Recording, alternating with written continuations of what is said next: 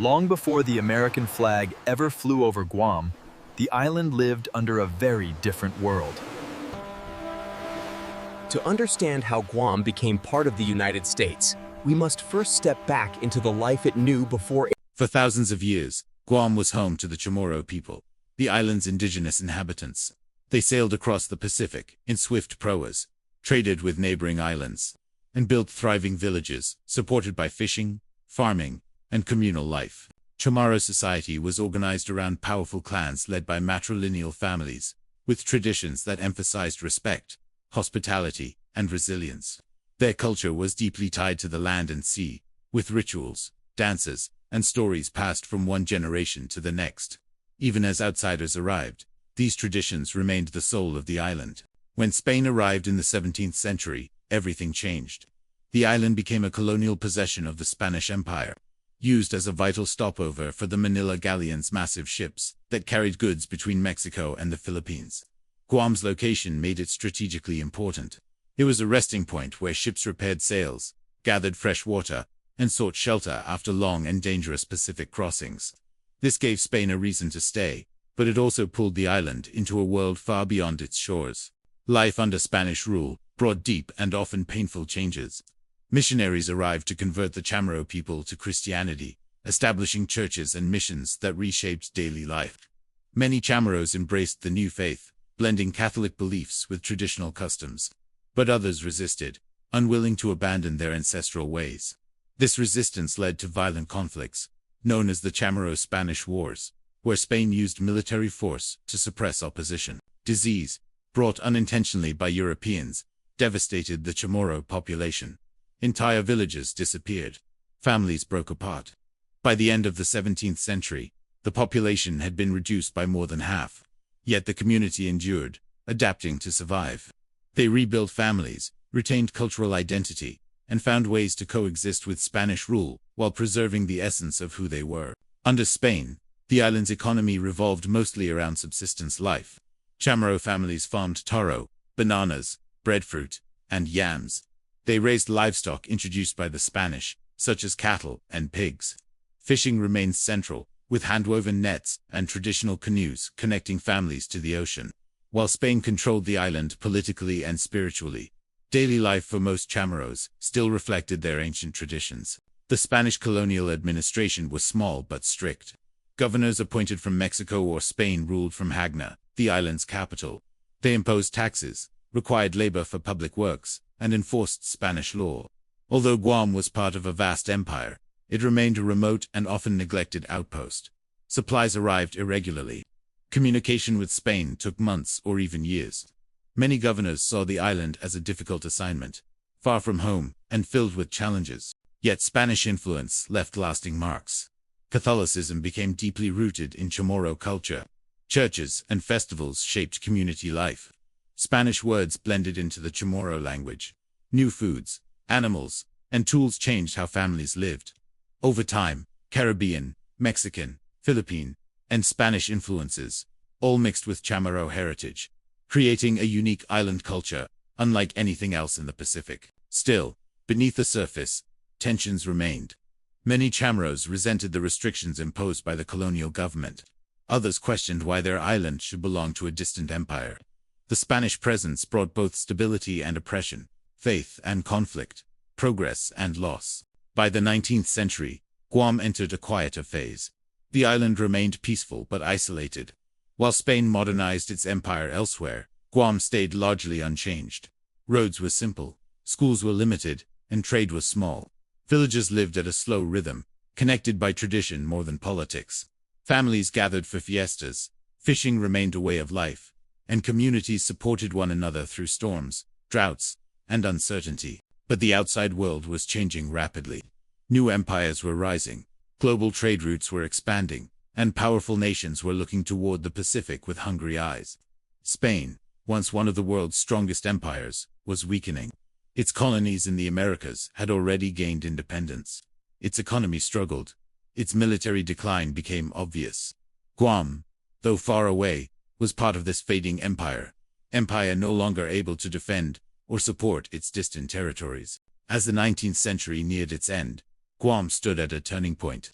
The island remained quiet and peaceful on the surface, but winds of change were gathering across the Pacific. Spanish soldiers stood guard in an old fort, unaware that the world around them was shifting. Chamorro families lived their daily lives, fishing, farming, and praying, unaware that a foreign flag, one they had never seen, would soon rise over their island. The Spanish Empire was entering its final days in the Pacific, and Guam, still shaped by centuries of Chamorro tradition and Spanish influence, was about to be pulled into a new era, one that would forever change its identity, its politics, and its place in the world. In 1898, the world was shifting. Old empires were collapsing, new powers were rising, and a global struggle for influence was pushing nations into distant territories they had once ignored. For centuries, Guam had lived quietly under Spanish rule, far removed from major conflicts. But the Spanish-American war fought thousands of miles away, was about to pull this small Pacific island into a storm it never expected. The war began in Cuba, where Spain struggled to suppress a long and brutal independence movement. The United States, fueled by political ambition, public outrage, and the explosion of the USS Maine in Havana Harbor, declared war on Spain. Most Americans focused on the Caribbean, believing the conflict would be fought close to home. But U.S. military planners were thinking bigger. They saw Spain's crumbling empire stretched across the globe, and they knew that victory required striking not only in the Atlantic but also across the vast Pacific. At the heart of the United States Pacific strategy was Admiral George Dewey, commander of the U.S. Asiatic Squadron. His orders were clear: destroy the Spanish fleet in the Philippines. On May 1, 1898, Dewey stunned the world by winning a decisive victory in Manila Bay, destroying Spain's naval power in Asia in a single morning. The news electrified the United States and terrified Spain. If the U.S. could seize the Philippines, Spain's other Pacific possessions, including Guam, were now vulnerable. Guam, however, was unaware that war had even begun. Communications across the Pacific were slow and unreliable. The island had no telegraph lines and no direct contact with Spain. Months could pass before news arrived by ship. In April 1898, when the U.S. declared war, Guam continued its peaceful routine. Farmers tended their fields. Fishermen prepared their nets. Spanish officials followed old routines, never imagining an enemy fleet was already steaming toward them. In early June, the USS Charleston and 3 transport ships carrying U.S. troops were ordered to capture Guam on their way to Manila. The mission was expected to be easy. Guam had no modern defenses, no large garrison, and no heavy artillery. Still, no one knew how the island would respond. As the ships crossed the Pacific, sailors prepared for battle, loading ammunition and readying cannons, expecting resistance when they reached Spanish shores. On June 20, 1898, the U.S. fleet arrived off the coast of Guam. The island appeared peaceful, its shoreline lined with palm trees and small villages. The Charleston fired several warning shots toward the old Spanish fort at Hagna, expecting a return volley, but nothing came. The silence confused the sailors. Were the Spanish preparing an ambush? Were their guns waiting, or had they fled? What the Americans did not know was almost unbelievable.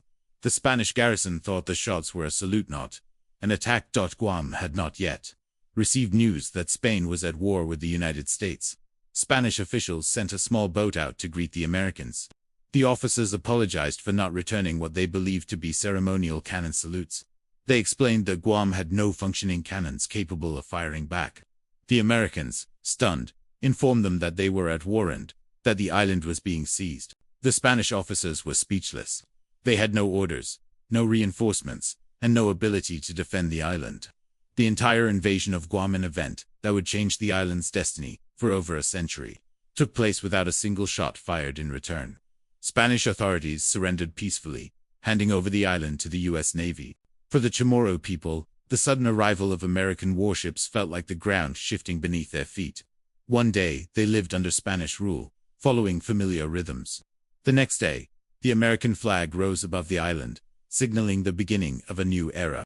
Some Chamorros hoped the change would bring better conditions after centuries of Spanish control.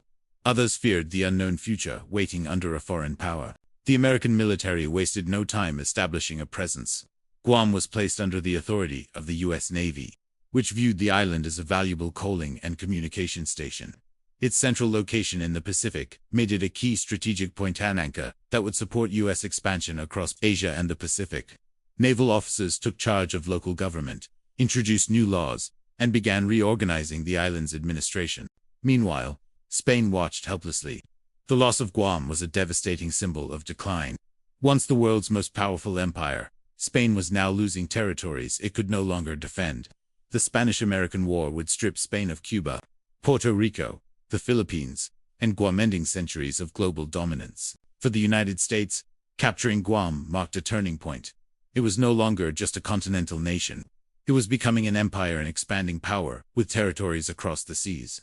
Guam's takeover, though bloodless, signaled America's arrival as a global force ready to challenge old empires and shape the future of the Pacific. As the guns fell silent and the war ended, Guam's fate was sealed. The Treaty of Paris, signed in December 1898, officially transferred Guam to the United States. The island, so long forgotten by Spain, suddenly found itself under a new and ambitious power. Its people would soon face new challenges, new laws, and new struggles as they navigated the complex realities of American rule. The Spanish-American War had reached the Pacific, and in its wake, a quiet island was pulled into the tides of history, forever changing the story of Guam and the future of American expansion.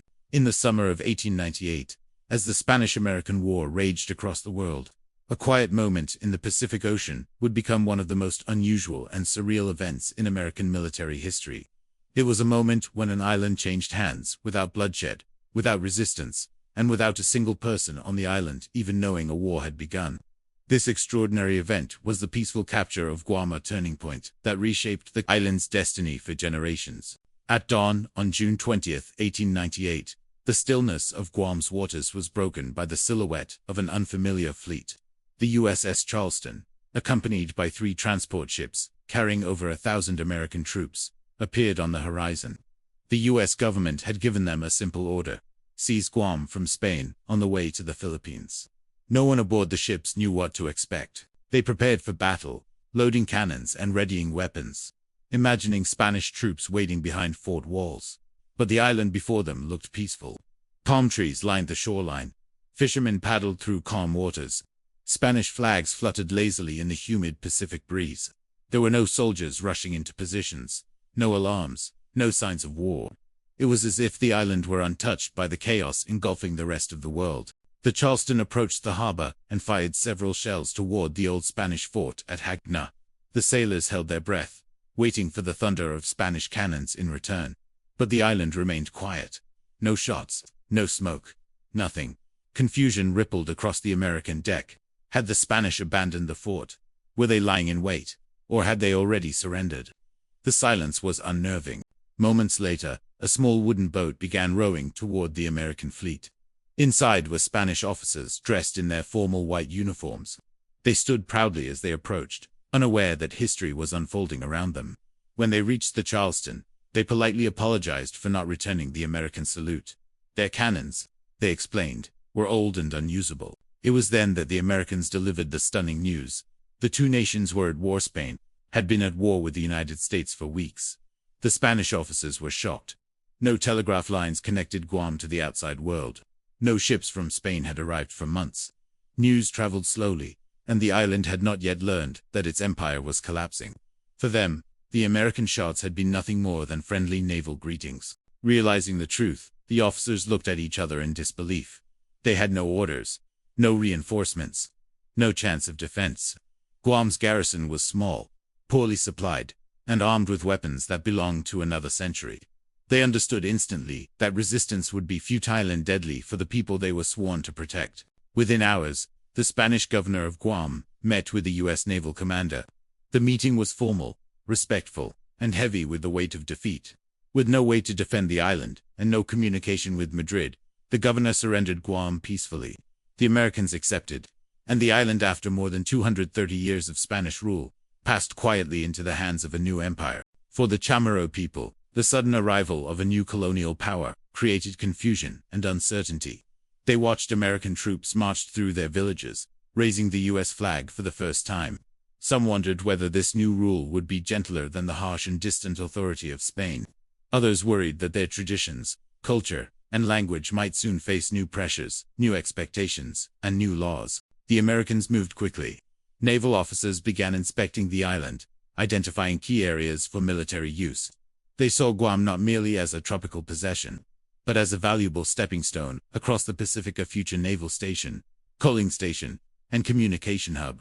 Its position between Hawaii and the Philippines made it a strategic jewel.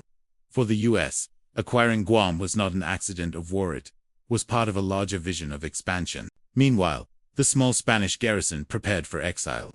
The American fleet offered to transport the defeated officers and soldiers to Manila, where they would be held until the war ended. Chamorro families wept as Spanish priests and officials departed the island, many having lived among them for decades. The moment was emotional, marking the end of an era. Spain had ruled Guam since the 1600s. Now, its presence vanished overnight. With Spain gone, the U.S. Navy established full control. The island was placed under military administration, and the governor's residence became the seat of American power. New regulations were introduced.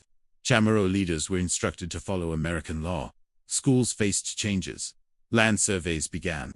Slowly, the island shifted into a new identity, no longer Spanish, not yet fully American, but something suspended in between. The people of Guam adjusted with remarkable resilience. They welcomed American medical care, improved sanitation, and new technologies. But they also saw aspects of their culture challenged or misunderstood by the new rulers. The Chamorro language continued to thrive, yet English began to grow in influence. Catholicism remained deeply rooted, but American customs and values seeped into daily life. In Washington, the capture of Guam was celebrated as a triumph of American expansion. The United States, once a nation focused on its own continent, was becoming a global empire. Guam was more than an island, was a symbol of America's arrival on the world stage. The Treaty of Paris, signed in December 1898, officially ended the Spanish-American War and confirmed Guam as a U.S. possession. Spain was forced to relinquish the island permanently.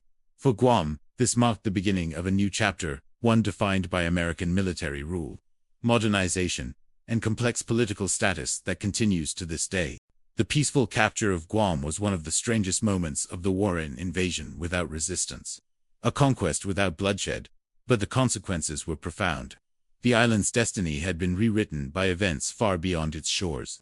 Guam had become part of a new empire, and its future would be shaped by decisions made an ocean away.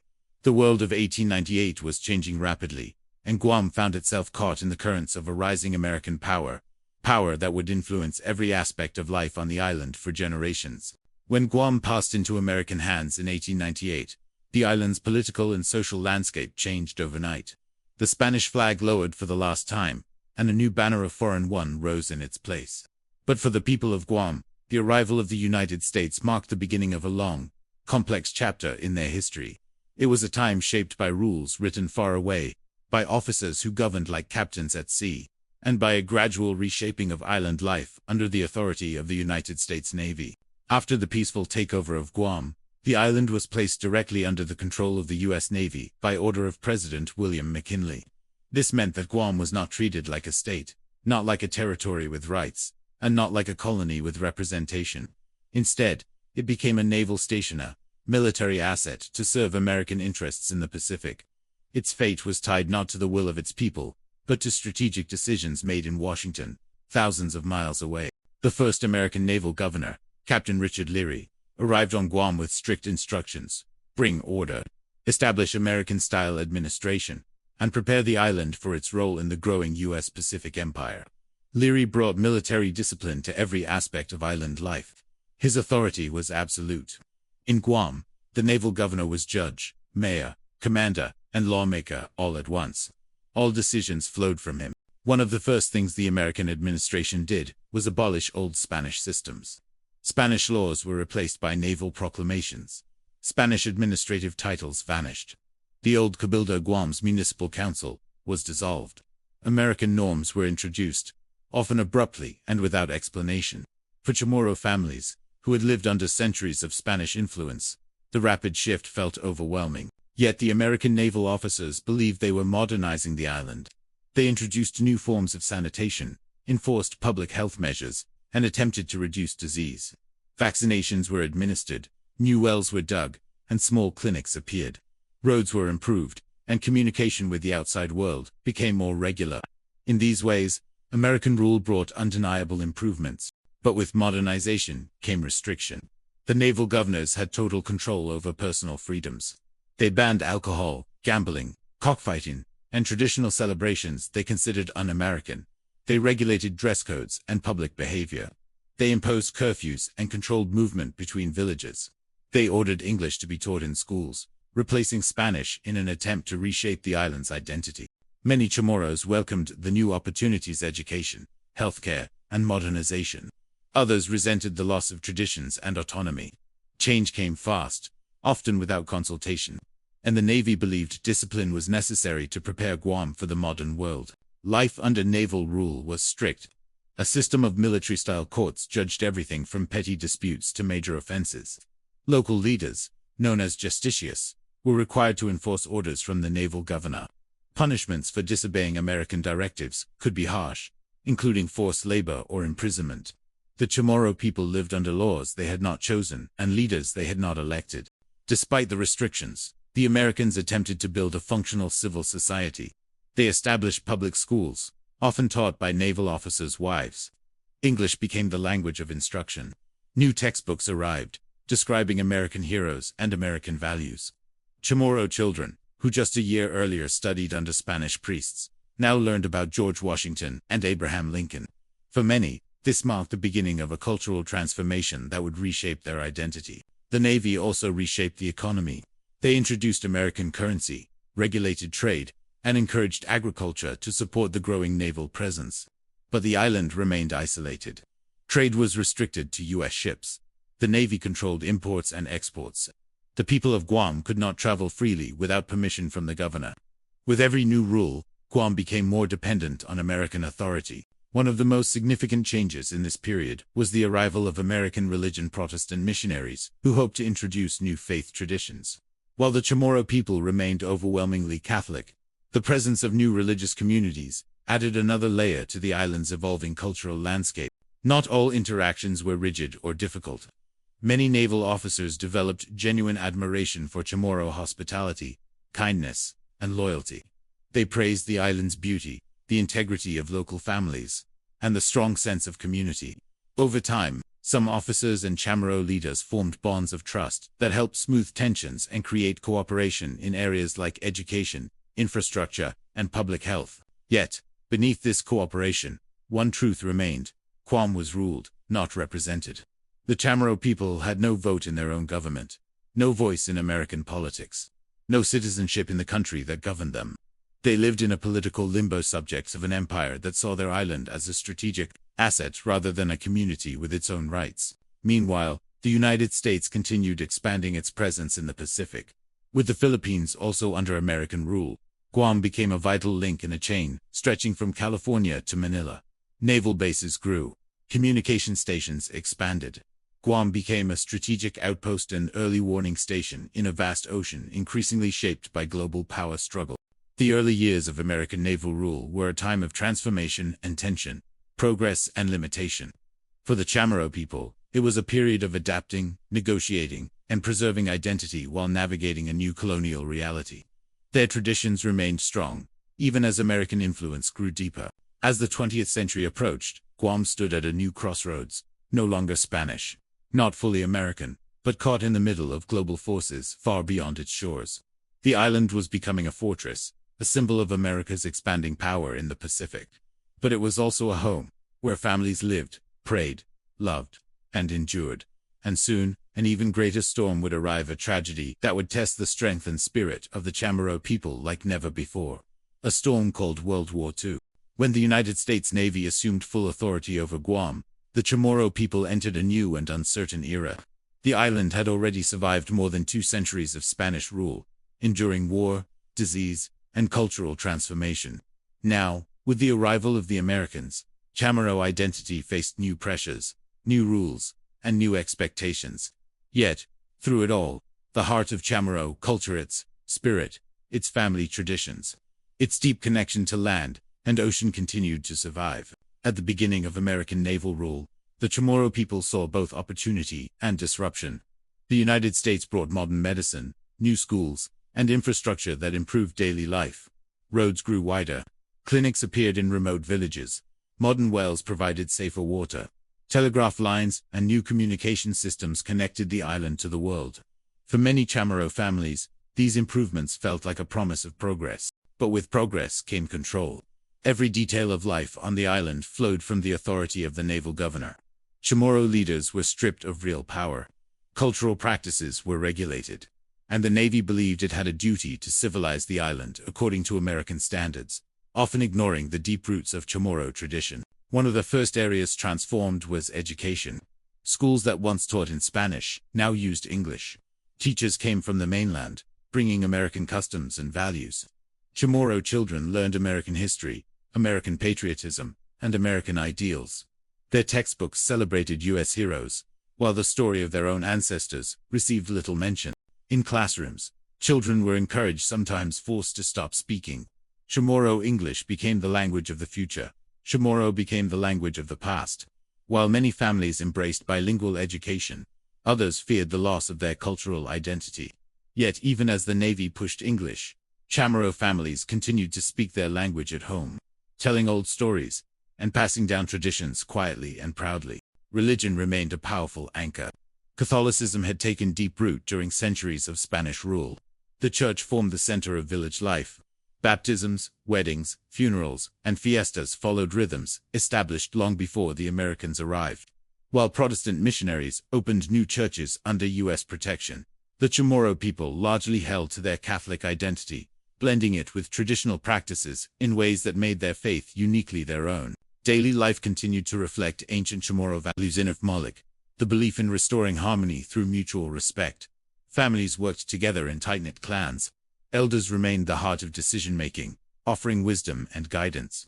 Respect for land, ancestors, and ocean defined community relationships. Even under strict American rule, Chamorro culture found ways to breathe, adapt, and endure. But the American administration also imposed rules that tested the island's cultural resilience. Traditional dances were restricted. Public celebrations were regulated. Chamorro medicines and healing practices were sometimes discouraged.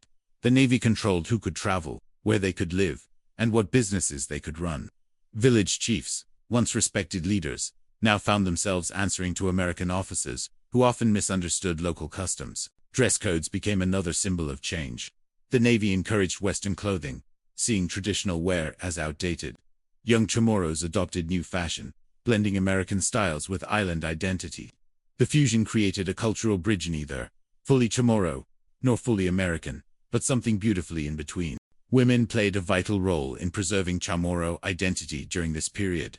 As keepers of language, tradition, and family structure, they continued teaching stories, songs, and values that had survived colonization. In kitchens, they prepared kelaguen, caden pica, and other traditional dishes. In community gatherings, they guided youth with lessons rooted in family, honor, and respect. Even as American influence grew, Chamorro women ensured that the soul of the island remained intact. The U.S. Navy's rule also reshaped the economy. Fishing and agriculture continued, but the Navy controlled trade and land use. Many Chamorros found work supporting the expanding naval base, cleaning, cooking, repairing ships, or farming to supply American needs. These jobs brought new income, yet also deepened dependence on the military system. Chamorros became essential to the island's operation, even while they remained excluded from decisions. Despite these tensions, many Chamorros formed friendships with American sailors. They admired the technology, the discipline, and the opportunities the Americans offered. Some sailors married Chamorro women, forming families that blended cultures and created new ties between Guam and the mainland United States. These connections softened the rigid structure of military rule and allowed moments of genuine cultural exchange. Still, the biggest challenge to Chamorro culture came in the form of political status. Under U.S. naval administration, the Chamorro people had no citizenship. They were not considered Americans, nor were they independent. They occupied a space that had no clear identity. They could not vote. They could not elect leaders. Their political future rested entirely in the hands of naval officers whose priorities lay in strategy, not community. Yet, amid these contradictions, Chamorro resilience deepened. Families preserved their values in ways the Navy could not control. Children learned respect from their elders. Stories of ancient heroes and voyages across the ocean were whispered in quiet moments. Songs carried memories of ancestors.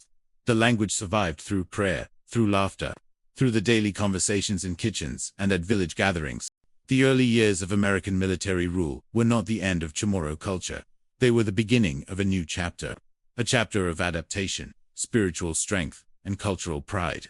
A chapter that proved the Chamorro people could survive empires, war, colonization, and foreign rule without losing the essence of who they were. But as the 20th century progressed, a new threat approached, one far more devastating than any colonial administration.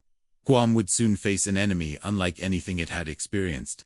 An invasion that would plunge the island into horror and test the strength of the Chamorro spirit to its very core.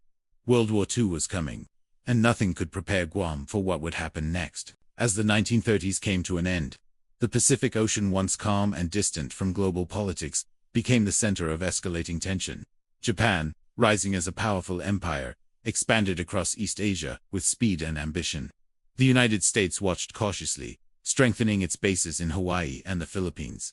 Meanwhile, on Guam, life continued quietly. Chamorro families fished along the shore, children played under the coconut trees, and American sailors maintained the small naval station. No one imagined how violently the world would soon change. On December 7, 1941, news of the Japanese attack on Pearl Harbor sent shockwaves around the world. The United States was thrust into World War II overnight. But what many forget is that the attack on Pearl Harbor was only part of a coordinated assault stretching across the Pacific. Just hours after the bombing in Hawaii, Japan moved swiftly toward Guam, an American outpost that stood directly in the path of Japan's expansion. The island was defenseless. The U.S. Navy had only a small presence, a few hundred men armed with outdated rifles. The island had no air force, no heavy artillery, no modern defenses. For years, American planners knew Guam was vulnerable, but chose not to spend money fortifying it.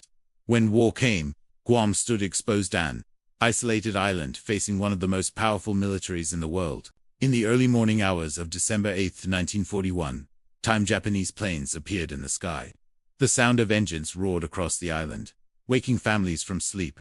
The planes flew low, dropping bombs on the naval station at Sume, on military barracks, on communication centers, and on fuel depots. The explosions shattered the quiet life of the island in an instant. Chamorro villagers fled into the jungle for safety, hiding under trees as bombs shook the ground. American sailors scrambled for cover, desperately returning fire with small arms that were useless against high-speed aircraft. Buildings burned. Smoke rose over the harbor. The attack was relentless and precise, coordinated to cripple the island before American forces could respond. For 2 days, Japan kept pressure on Guam. More bombs, more air raids, more destruction. The small American garrison, though brave, was hopelessly outmatched. Many Chamorros tried to help, offering food, shelter, and assistance to the Americans. But everyone knew what was coming. An invasion was inevitable. On December 10, 1941, Japanese warships appeared off the coast. They launched a full-scale landing operation. Hundreds of Japanese soldiers, trained, armed, and organized, stormed the beaches of Agana, Tumen, and Mariso. American forces attempted to resist, but they were overwhelmed within hours. The island fell into Japanese hands in what would become one of the most traumatic moments in Guam's history. Japan's occupation of Guam lasted nearly 3 years, filled with fear, suffering, and unimaginable hardship. The Chamorro people were placed under strict military rule. Their freedom was taken away. Japanese forces took over homes, schools, churches, and government buildings. Curfews were imposed. Families were forced to bow to Japanese officers. The Chamorro language was suppressed, and Japanese was taught in schools. The island became a prison controlled through fear. The Japanese military demanded loyalty and obedience. Many Chamorros were forced into labor building roads, airfields, fortifications, and supply warehouses. They carried heavy loads, dug trenches, and worked long hours under harsh conditions. Anyone caught resisting, disobeying, or even suspected of helping the Americans was punished severely. Executions, beatings, and imprisonments became common. Yet even under brutal occupation, the Chamorro spirit refused to break. Families secretly prayed in Catholic chapels. They hid American sailors who survived the invasion, risking their lives to protect them. They whispered stories of liberation, hoping the U.S. would return. They supported one another with food, shelter, and quiet acts of courage. Through suffering, the community grew stronger. As the war progressed, the tide slowly turned. After victories in Midway, the Solomon Islands, and the Marshall Islands, the United States began pushing across the Pacific toward Japan. Guam stood directly in the path of the American advance. American planes began appearing in Guam skies again, but this time, they were not enemies. They were the promise of liberation. Bombings struck Japanese positions. Warships approached. The Japanese fortified the island, preparing for a desperate defense. Chamorro families were forced deeper into the jungle, where starvation and disease spread. Many were imprisoned or moved into concentration camps as the Japanese military tightened control, fearing an American invasion. In July 1944, liberation came at last. The sound of American naval guns thundered across the coast as the U.S. launched a massive assault to reclaim Guam. Marines and soldiers stormed the beaches under heavy fire. The Battle of Guam was fierce and devastating. Villages were destroyed, hillsides burned. The ground shook with explosions day and night. Chamorro families hid in caves, praying for survival. They could hear the battle inching closer, every gunshot, every explosion, every heartbeat of the island's suffering. Many Chamorros risked their lives to guide American troops, reveal Japanese positions, and help fellow villagers escape danger. After weeks of brutal fighting, American forces liberated Guam on July 21, 1944. The island cried tears of joy and grief. Families emerged from hiding to greet American troops with relief, gratitude, and overwhelming emotion. Guam's liberation became a day of remembrance. July 21st, now celebrated as Liberation Day. World War II left deep scars on the island. Thousands suffered. Many died. Villages were destroyed. Lives were forever changed. But through it all, the Chamorro people showed resilience and strength that echoed through generations. The war did more than liberate Guam. It reshaped the island's future. It strengthened the bond between Chamorros and the United States. It transformed Guam into a major military base, central to America's power in the Pacific. And it pushed the Chamorro people to fight for rights, recognition, and a political status that reflected their sacrifice. The invasion of Guam was one of the darkest chapters in the island's history. But the courage, endurance, and unity of the Chamorro people turned that darkness into a story of survival, one that would shape Guam's identity forever. By mid-1944, the Pacific War had turned decisively against Japan. One by one, American forces recaptured islands that Japan had seized in the early months of war. Each battle brought the United States closer to Japan's defensive ring, and in the middle of that ring stood Guam, an island that had suffered under harsh Japanese occupation for nearly 3 long years. For the Chamorro people, life under Japanese rule had become a daily struggle for survival. Families lived in fear. Resources were scarce. Many were forced into labor, while others were pushed into internment camps deep in the jungle. Whispers of American victories reached the island through rumors and guarded conversations, giving people hope even when hope seemed dangerous. Then, in June 1944, that hope became real. High in the sky, American aircraft began appearing, large groups of bombers and fighters that swept over Guam like shadows, announcing the return of freedom. They bombed Japanese positions relentlessly, preparing the island for a full-scale invasion. Villagers watched from hiding as explosions shook the island, knowing the battle that would decide their fate had begun. On July 21, 1944, before dawn broke, the sea surrounding Guam filled with American warships, carriers, battleships, cruisers, destroyers, forming a colossal naval force unlike anything the island had ever seen. Their guns roared, bombarding Japanese defenses along the coast. Hillsides erupted in fire. Jungles trembled. The sky glowed orange from the explosions.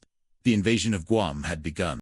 As the bombardment intensified, landing craft loaded with U.S. Marines and Army soldiers prepared to storm the beaches. These were men who had fought through the Pacific Tarawa Saipan, the Marshall Islands, now fighting to liberate in American territory. Many knew that Chamorro families were suffering under Japanese rule. Their mission was not only military, it was deeply human. At sunrise, the first wave of Marines hit the beaches at Asan and Agate. Machine gun fire rained down from the cliffs. Japanese soldiers, hidden in bunkers carved into the hills, fired with deadly precision. The beaches quickly became chaotic, men fighting in water waist deep. Explosions tearing through the sand, wounded soldiers calling for help, as corpsmen braved bullets to reach them. Despite the heavy resistance, American troops pushed forward. Inch by inch, they clawed their way onto the island. They climbed cliffs under fire, destroyed pillboxes with grenades, and cleared jungle paths where Japanese forces staged ambushes. The fighting was brutal and exhausting. Guam's terrain, thick jungle, Steep hills, hidden caves, made every step a deadly challenge. Meanwhile, Chamorro families hid in caves, deep ravines, and dense jungle.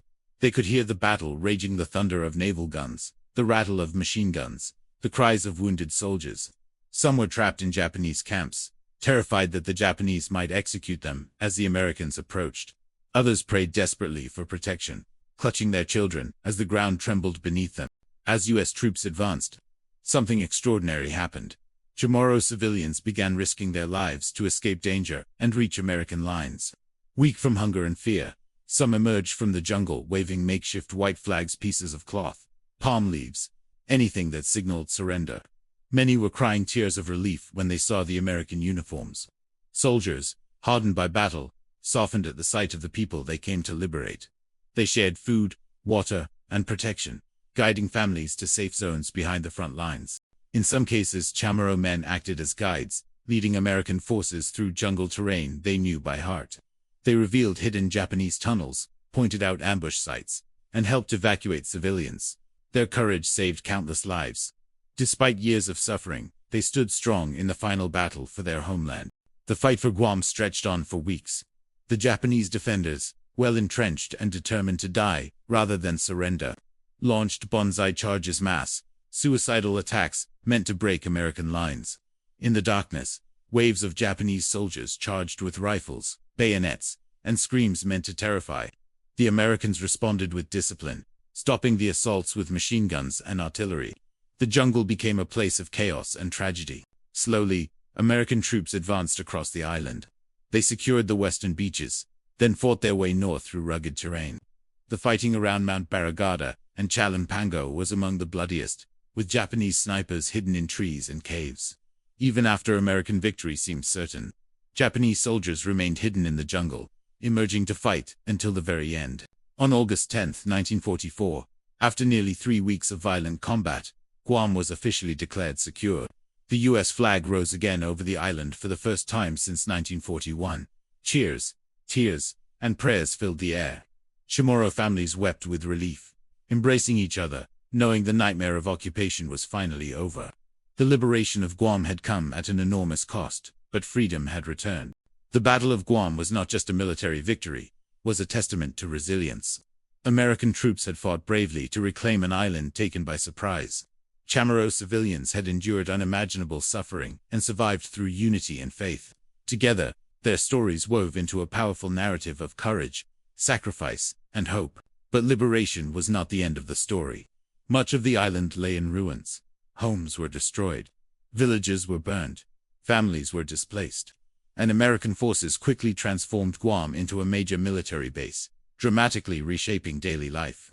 Liberation brought freedom, but it also introduced new challenges, new rules, and a future forever tied to the United States. Still, for the Chamorro people, July 21st would forever be remembered as the day darkness lifted, a day when the island found its strength again, and when the bond between Guam and the United States was sealed in shared sacrifice. When the guns fell silent in August 1944 and the American flag rose once more over Guam, the island breathed a long, painful sigh of relief.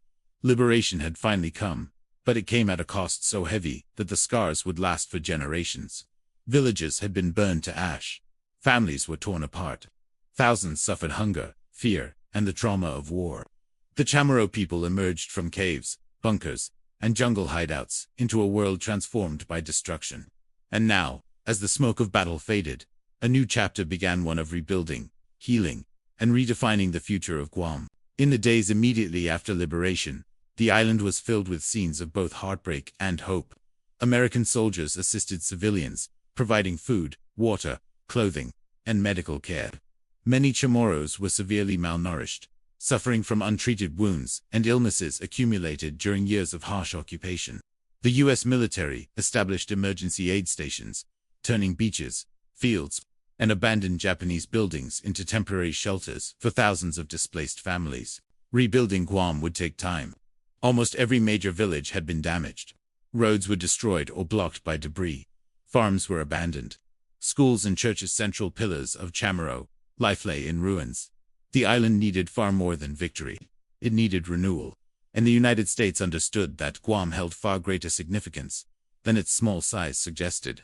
Even as humanitarian aid flowed, military planners saw Guam as a strategic treasure in the Pacific.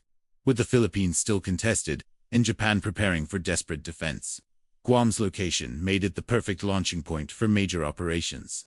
The islands, harbors, hills, and open plains were ideal for constructing airfields, supply depots, and naval bases. The U.S. recognized that Guam would play a critical role in ending the war and in shaping the post-war order. Massive construction projects began almost immediately. The CBS, the U.S. Navy's construction battalions, worked day and night to transform the island. They built runways long enough for the largest bombers in the world. Warehouses rose where villages had once stood. Roads expanded across the island, connecting new bases and camps. What had been a quiet tropical island only a few years earlier was turning into one of the most important military hubs in the Pacific. The Chamorro people watched these changes with mixed emotions. On one hand, American presence meant safety and stability. On the other, it meant losing large portions of land, ancestral land, family land, sacred land, to military expansion. Entire communities were relocated. Fields and farms disappeared under concrete. The balance between island life and military necessity shifted dramatically. Yet the relationship between the Chamorro people and the United States deepened in these early post-war years. Chamorros respected the Americans who liberated them. Many saw American values, justice, freedom, and democracy as lights guiding them out of darkness. Chamorro men enlisted in the U.S. military in growing numbers, proud to serve the nation that had saved their island. These bonds, formed through shared sacrifice, became part of Guam's evolving identity. But even with shared loyalty, the Chamorro people wanted more than survival. They wanted a voice. Liberation alone did not guarantee rights. Guam remained under the control of the U.S. Navy, meaning residents were still not U.S. citizens. They had no voting rights, no representation, no way to influence decisions made about their own land. And after the war, those decisions involved vast military expansion. The post-war years became a time of negotiation between progress and cultural preservation. Chamorro families rebuilt homes using salvaged materials, corrugated metal, wood scraps, stone, anything they could find. Villages slowly revived. Churches reopened. Schools were reconstructed. Children laughed again in open fields where battles had once raged. Life returned, stronger because the people were stronger. Meanwhile, Guam's strategic importance grew. With the rise of the Cold War, the island became more valuable than ever. It sat at the doorstep of Asia, close to Korea, Japan, China, and Southeast Asia. The United States expanded its bases, installing radar, submarines, and long-range bombers. Guam became a fortress, the tip of the spear in American defense strategy. For Chamorro families, this brought both opportunities and burdens.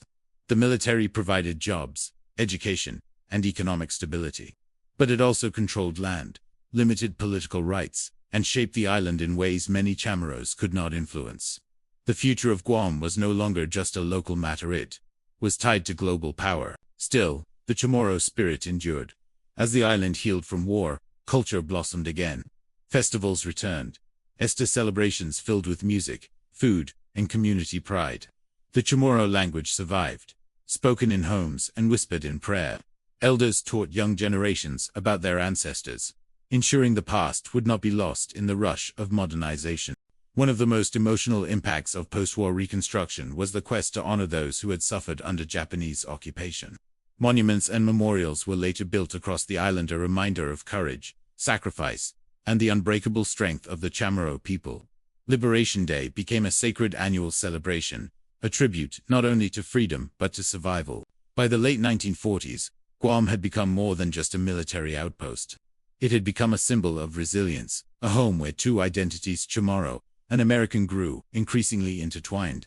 The island was rebuilding itself while balancing the weight of history, culture, and strategic destiny. The scars of war remained visible, but so did the determination to rise from them. As the world changed, Guam prepared to step into a new chapter, one that would challenge the island's political status, identity, and future direction. The people of Guam, long governed by others, were ready to begin fighting for their own rights, their own recognition, and their own voice within the United States. The war was over, but the struggle for dignity and identity had only just begun. As the dust settled after World War II and the island of Guam began piecing itself back together, a bigger and more complicated question emerged. What was Guam now? Was it a colony, a territory, a partner of the United States, or something in between? The answer would define the lives of the Chamorro people for generations, creating a political identity unlike any other in the American system. By 1945, American military rule had returned to Guam with full force. The island was liberated, but it was still governed by the U.S. Navy. The Chamorro people had sacrificed, fought, and suffered deeply during the Japanese occupation. Many had died. Many had risked their lives to help us soldiers. Families had endured hunger, beatings, forced labor, and imprisonment. So when peace finally came, the Chamorro people expected dignity and recognition. But instead, Guam remained under strict naval administration. The Chamorro people were not U.S. citizens. They had no representation in Washington. They could not vote for president. They had no constitutional protections. They were governed by officers sent from the mainland, often with little understanding of local culture or history. The island was free but not equal. This reality created a rising wave of frustration. Chamorro leaders began speaking more boldly, demanding rights long denied. They argued that the people of Guam had proven their loyalty during the darkest days of the war. They reminded the United States that Chamorro families had hidden American sailors, shared scarce food, and resisted Japanese forces despite knowing the deadly consequences. They insisted that Guam deserved more than military rule. One of the most influential voices in this movement was Father Jesus Baza Duenas, a Catholic priest who became a symbol of resistance and pride. Although he was executed during the war for defying the Japanese, his courage inspired future generations to continue fighting for justice. After the war, other leaders stepped forward: Carlos Paseo, Titano, Antonio Juan Pat, Josefina Tadella Bonet, and many more who demanded that the United States honor its moral obligation to the people of Guam. Their voices grew louder, and soon the political climate shifted. In Washington, policymakers began reconsidering the island's status. The Cold War had begun, and the Pacific Islands became strategically vital. Guam was now a key military hub with enormous value to national security. But U.S. officials knew that continuing naval rule risked international criticism and local unrest. A change had to command. That change arrived in the form of a groundbreaking piece of legislation, the Organic Act of Guam, signed into law on August 1, 1950. The Organic Act transformed Guam's political future. It granted the Chamorro people something they had been waiting for since 1890, U.S. citizenship. For the first time, the people of Guam were legally part of the American nation. They received fundamental civil rights and constitutional protections. The era of absolute naval control officially ended. Guam became an unincorporated territory of the United States, a political category, unique and complicated. It meant that while Guam belonged to the US, not all constitutional rights automatically applied. Congress still had ultimate power over the island. Guam was American, but not on the same level as the states. Still, the Organic Act was a major step forward. Guam received its own civilian government, a governor appointed by the president, a legislature elected by the people, courts to handle civil and criminal matters. Schools grew, local economy expanded. Chamorro voices grew stronger. The sense of pride on the island grew as well. Liberation Day, celebrated every July 21st, became a symbol of resilience, unity, and gratitude. But even as Guam celebrated citizenship, deeper questions emerged. If the people were US citizens, why couldn't they vote for president? Why did Congress still have full authority over Guam's future? Why did the island still lack equal treatment under American law? The answers were rooted in Guam's political status as an unincorporated territory, a category created in early 20th century court rulings called the Insular Cases. These rulings declared that full constitutional rights did not automatically extend to territories with different cultures. It was a legal justification for colonialism, one that still shapes Guam's rights today. Despite its new political status, Guam remained deeply important to US military strategy. The island's position close to Asia and central in the Pacific made it essential for defending American interests during the Korean War, Vietnam War, and later Cold War tensions. Military bases expanded, occupying nearly one-third of Guam's land. While the military brought jobs and security, it also limited land ownership for Chamorro families and restricted access to sacred sites.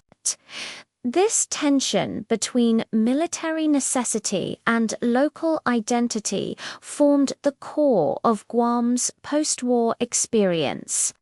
The Chamorro people were proud Americans, but also proud of their own heritage.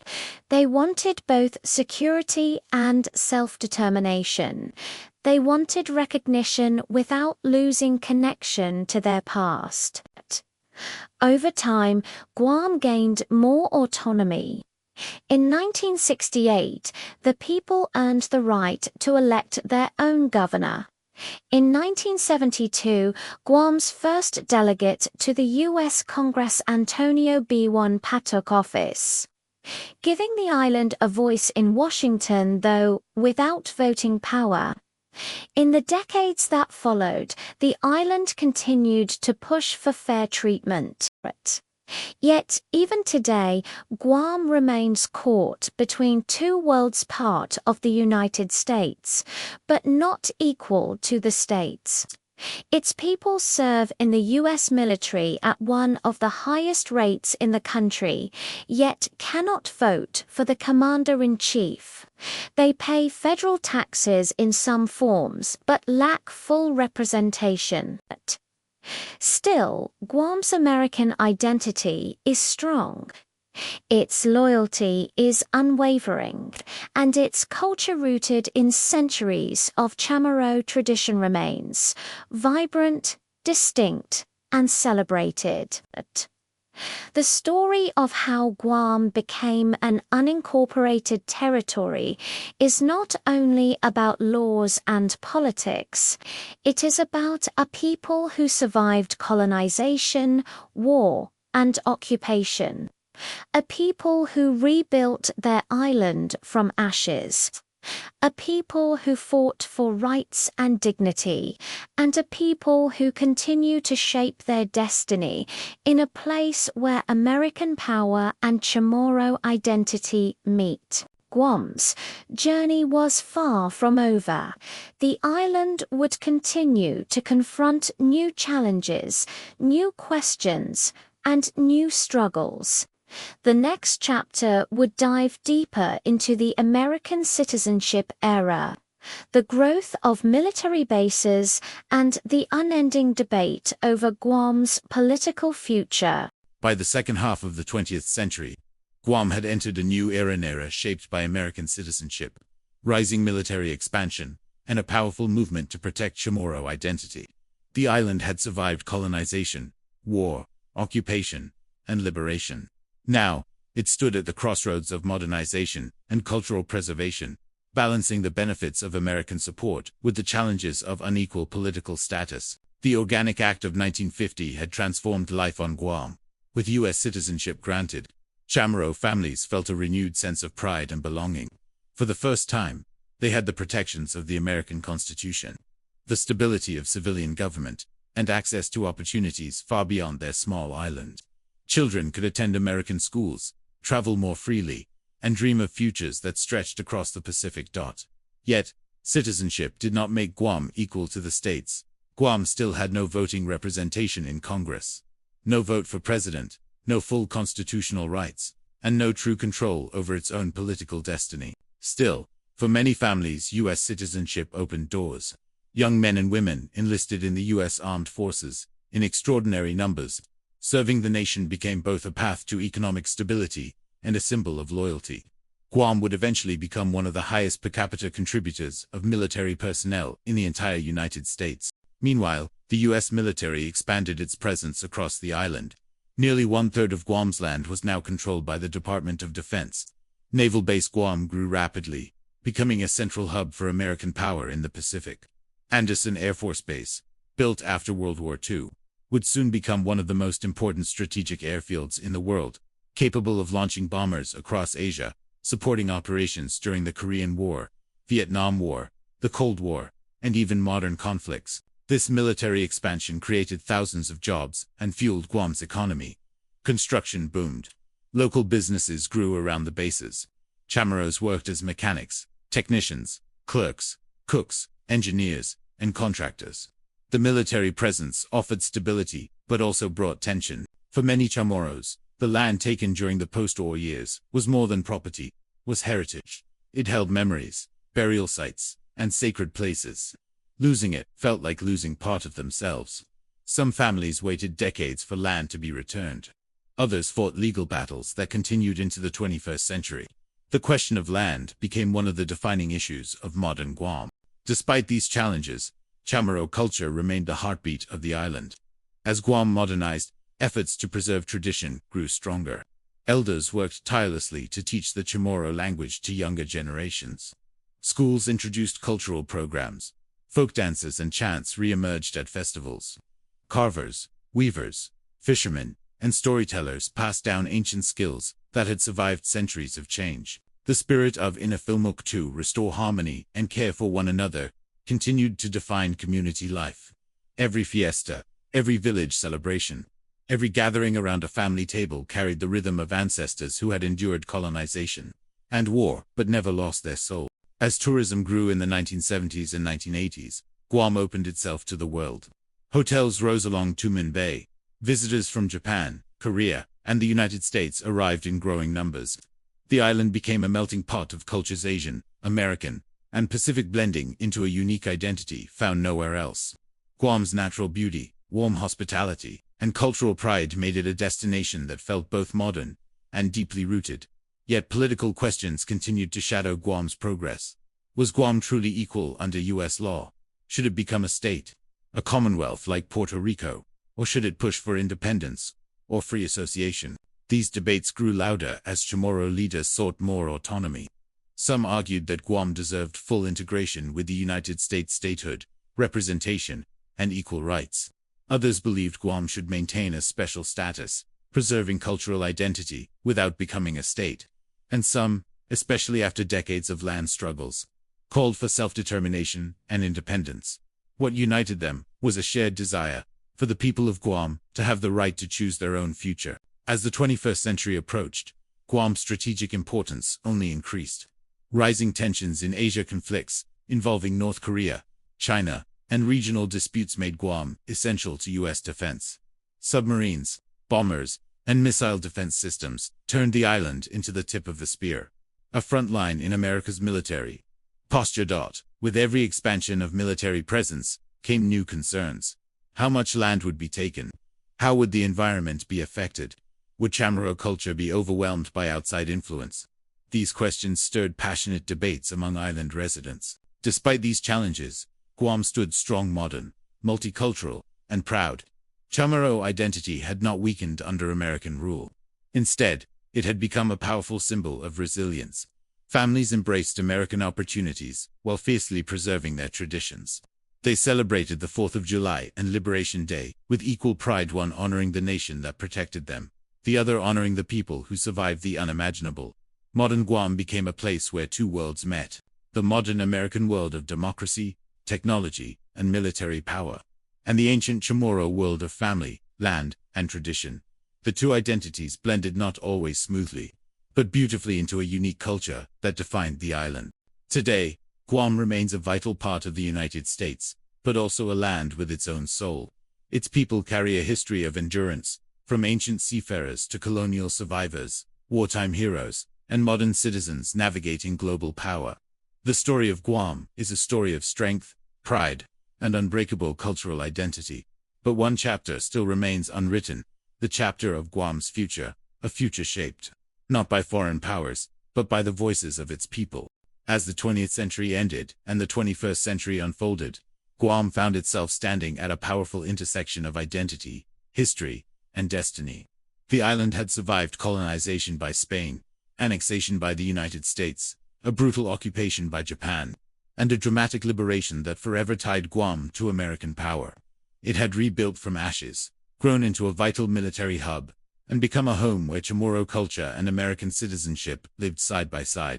But even with modern development, strong U.S. ties, and decades of progress, one question continued to linger, one that had echoed through the island's history for generations. What should Guam's future be? This question, simple yet profound, has shaped the political struggle of modern Guam.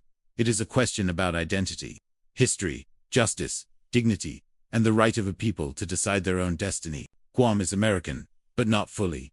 Chamorro culture is alive, but still vulnerable. The island is strategic, but also small. The people are proud, but not fully recognized. And so the debate began and continues today. For many Chamorros, the heart of the issue is self-determination.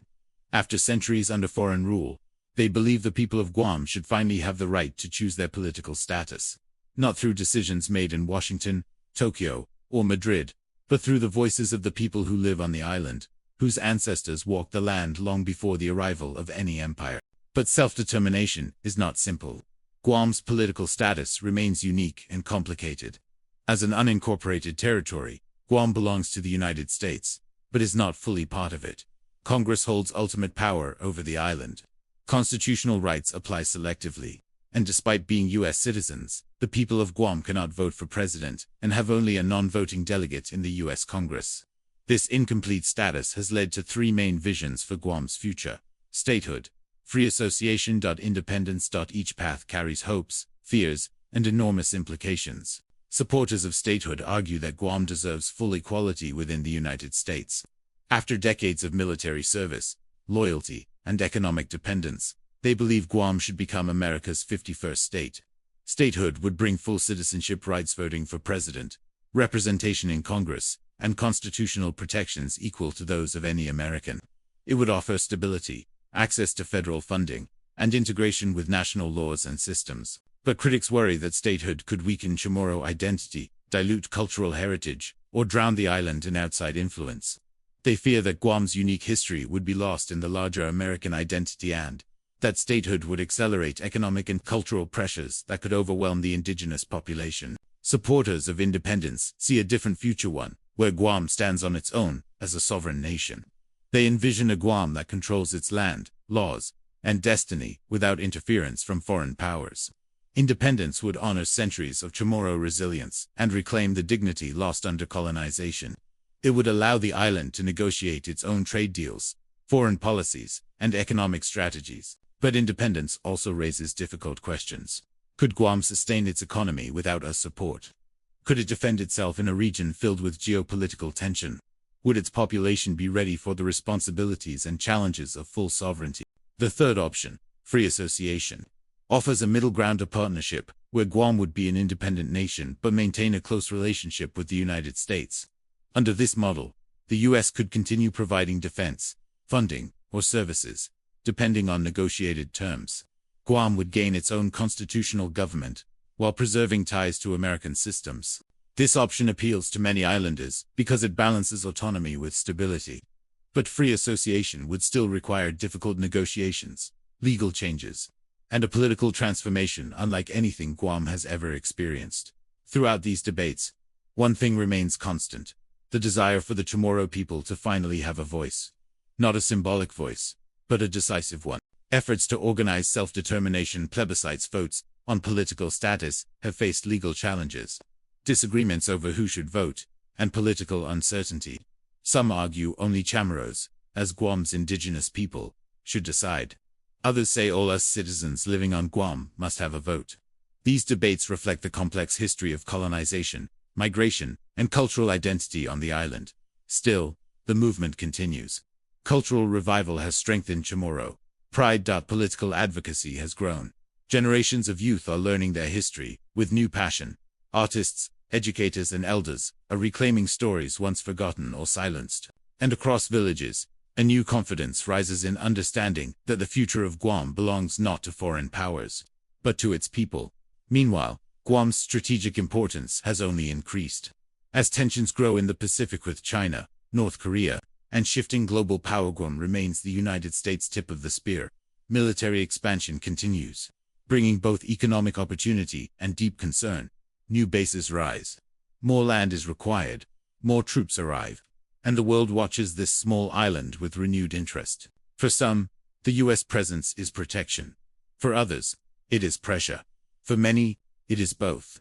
This dual identity has become Guam's defining story. A place fiercely proud of its American connection, yet equally determined to preserve its Chamorro soul. As Guam moves into the future, the debate continues. What does it mean to be Chamorro in a rapidly changing world? What does it mean to be American on an island so far from the mainland? And what path should Guam take toward equality, independence, or something entirely new? These questions remain open, unfinished, still unfolding. But one truth shines above all. Guam's people, descendants of ancient navigators who crossed the Pacific, long before European empires have survived every storm history has thrown at them. Colonization, war, occupation, displacement, political inequality, and still, they remain stronger, proud, unbreakable. The story of Guam is not a story of defeat, it is a story of endurance, a story of a small island with a giant heart, a story of a people who carry centuries of resilience, faith, and cultural pride, and a story of a future still waiting to be written by the voices of Guam's own sons and daughters. The final chapter of Guam's history has not yet been written. It will be written by the people themselves, when they decide who they are, what they want, and what future they will claim for their island.